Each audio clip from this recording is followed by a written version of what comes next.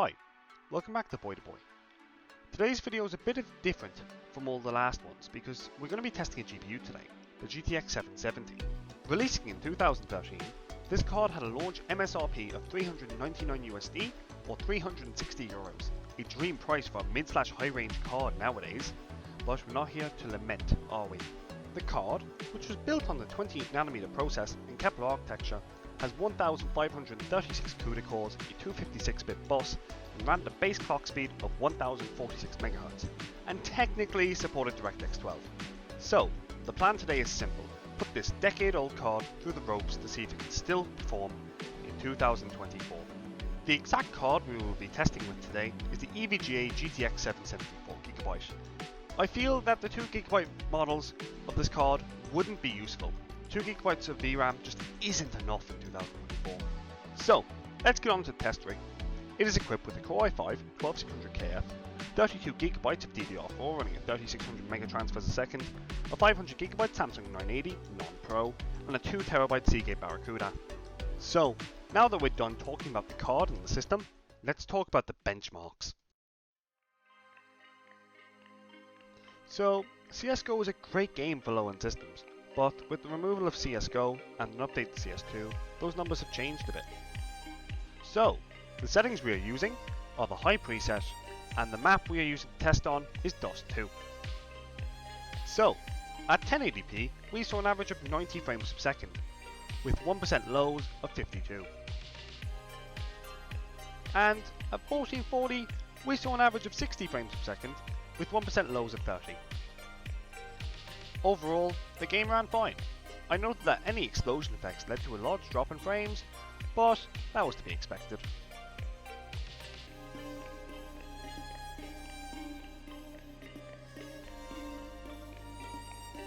So, our 3D platformer for the benchmarks, and the game I so enjoy. This game is fairly easy to run at the lowest settings, but it can start to bring issues with weak GPUs at higher settings. The settings I am running are the standard preset, not too much, not too little. So, at 1080p we saw an average of 98 frames per second, with no 1% lows due to a weird bug in Reaper Tuner that meant it just couldn't record them for some reason. And at 1440p we saw an average of 79 frames per second, with 1% lows of 45. Overall, it ran fine. Honestly, on this game I think I'd probably splurge more on resolution, knowing the game looks amazing at any settings, but yeah, that's just me.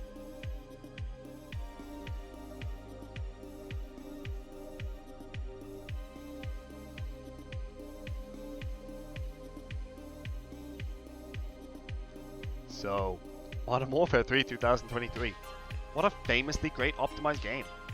I remember trying to play the OG Warzone on a GTX 1060 at 1440p, and this game just reminds me of that. So, for the settings, I ran it on a balanced preset without FSR, as I personally find raw performance more impressive than upscaled performance. So, at 1080p, we saw an average of 34 frames per second, with 1% lows of 23. And at 1440p, we saw an average of 23 frames per second, with 1% lows of 17.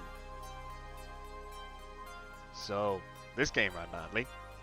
At 1080p, it could for moments be just playable, but the large freezes got annoying eventually. In the same note, 1440p was just not playable. 23 frames per second feels like a slideshow, and I come from Europe, where lots of games used to run at 25 frames per second. This game was fairly obviously not meant to be run on this card, but we tried anyway.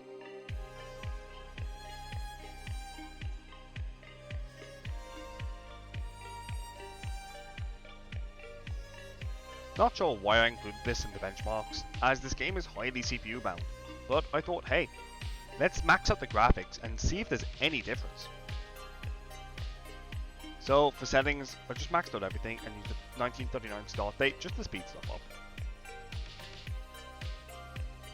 So at 1080p, we saw an average of 29 frames per second, with 1% lows of 5 frames per second. So, at 1440p, we saw an average of 25 frames per second, with 1% lows of 1 frame per second.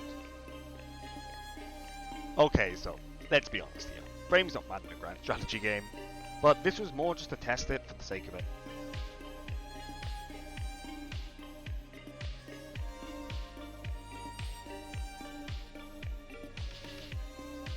Ah, good old Little Big Planet.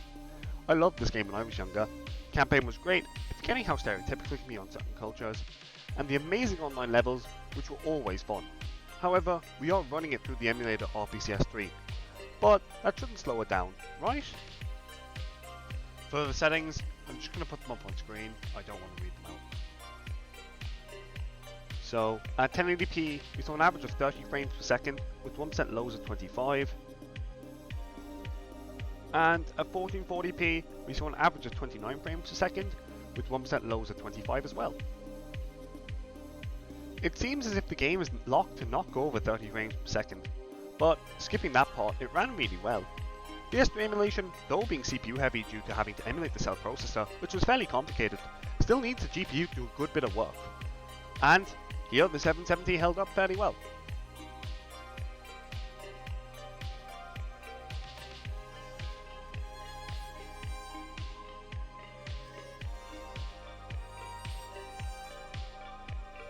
Okay, so, an old one, but in my opinion probably the best game to use for older / lower end GPUs, benchmarks, as it runs fairly well on everything, and this is no different. Again, for the settings, I just maxed out everything. So, at 1080p, we saw an average of 286 frames per second, with 1% lows of 168 frames per second. And at 1440p, we saw an average of 279 frames per second, with 1% lows of 132 frames per second. Now, from the looks of it, it seems like the game has some hard limit on frames per second, around 280 to 290. My best guess is that it's a source engine limit, but that's just my best guess. But overall, it ran fine. It ran great. It's a 20-year-old game.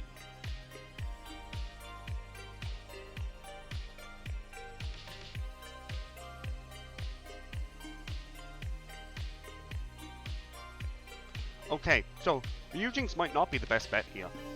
Yuzu's overall performance is better, but due to the fact the project's dead, taking Citra with it, I chose to run Ryujinx as I believe it'll overall be better decision in the long term. For the settings, I'm just going to put them up on screen because I don't want to risk mispronouncing them. Okay, so at 1080p, we saw an average of 60 frames per second, with 1% lows of 42. And at 1440p, we saw an average of 54 frames per second, with 1% lows of 15. So, I know the Switch isn't that powerful, but at 1440p, the game had a bit of an issue with just freezing for a little bit. But other than that, it seemingly can run it well. Honestly, I would enjoy playing most Switch games at these results.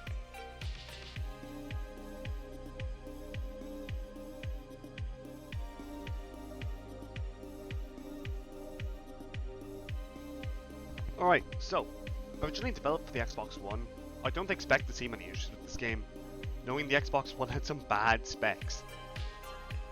For settings, I'm just running the medium preset.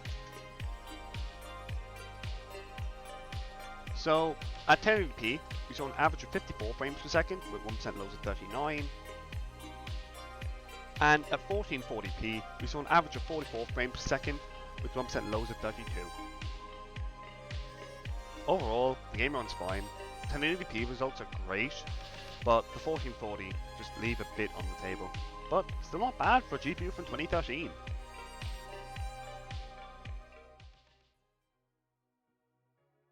Now it's time for the software benchmarks.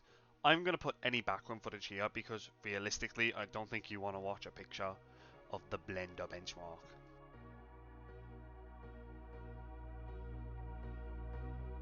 So, now we have the real stress test. I don't expect to see great numbers here, but I expect to see something. Okay, so on the 1080p preset, we got a score of 2307 with an average FPS of 39 and 1% lows of 38. And at 1440p, we got a score of 1605 with an average FPS of 27 and 1% lows of 26. So neither of these cards are very impressive. I did a run a few years back on my 3060 Ti before it broke, and got a 1080p score of around 10,000, but I don't know what I expected. This card is from 2013. Alright, for the Blender benchmarks, I'm just going to put them up on screen, as again, I don't want to risk mispronouncing them and having to re-record this 50 billion times. Look, the GTX 770 at the moment is a fine card at best, but I expect that to change. With the lack of DirectX 12 and the last drivers coming out in October 2021, I feel as this card is just going to get slower and slower. And for the same price of about €40, you can pick up an R9 380, which also has had drivers cut off for it, but with support for DirectX 12, I find it'll probably be the better card for the future. And if you are too scared to go Team Red, there's always the GTX 960 and GTX 1050. That's kind of it.